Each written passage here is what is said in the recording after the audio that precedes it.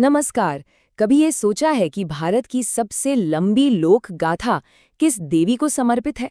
चलिए, आज हम राजस्थान की एक बहुत ही रहस्यमयी और शक्तिशाली देवी जीण माता की कहानी को थोड़ा और जानते हैं। अब देखिए, भारत में तो हजारों देवी देवताओं की कहानियां है ना। लेकिन सोचिए, एक लोकगीत ऐसा है जो बाकी सबसे कहीं ज्यादा लंबा है।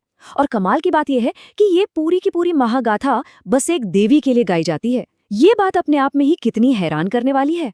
तो जाहिर है, सवाल तो यही उठता है कि आखिर ये देवी है कौन, जिनके सम्मान में इतनी लंबी, इतनी बड़ी गाथा रची गई? तो ये है जीण माता, जिन्हें चौहानों जैसे महान राजपूत वंश की संरक्षक देवी यानी कि उनकी कुलदेवी के रूप में पूजा जाता है। अब ये कुल देवी का मतलब समझना जरूरी है। ये सिर्फ एक देवी नहीं होती, बल्कि ये तो पूरा के पूरे वंश की रक्षक और मार्गदर्शक होती हैं। सोचिए, अजमेर के जो शक्तिशाली चौहान थे, उनके लिए जीण माता ही वो शक्ति थी जो उन्हें हर मुश्किल में रास्ता दिखाती थी। तो आप समझ सकते हैं कि उनका स्थान कितना ऊंचा होगा।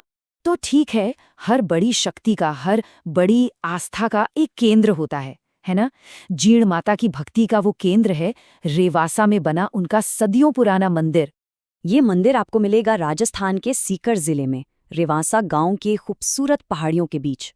कहते हैं कि इसे हटड़ नाम के व्यक्ति ने बनवाया था, और तब से लेकर आज तक, मतलब सदियों से, ये जगह भक्तों के लिए आस्था का एक बहुत बड़ा और जरूरी केंद्र बनी हुई है। लेकिन देखिए, कोई भी मंदिर सिर्फ पत्थर की इमारत तो होता नहीं है, सही कहा ना? उसकी असली जान तो वहाँ की रस्मों में होती है, उन लोगों में होती है जो उन रस्मों को निभाते हैं। और जीण माता की जो परंपराएं हैं, वो सच में बहुत ही अनोखी हैं।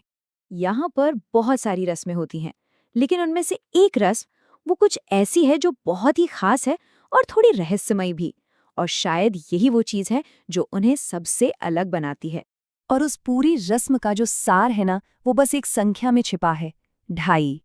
जी हाँ, 2.5 प्याले शराब ये देवी को प्रसन्न करने की एक बहुत ही अनोखी रस्म है। और सबसे बड़ी बात यह है कि ये परंपरा पीढ़ी दर पीढ़ी बिना किसी बदलाव के आज भी निभाई जा रही है।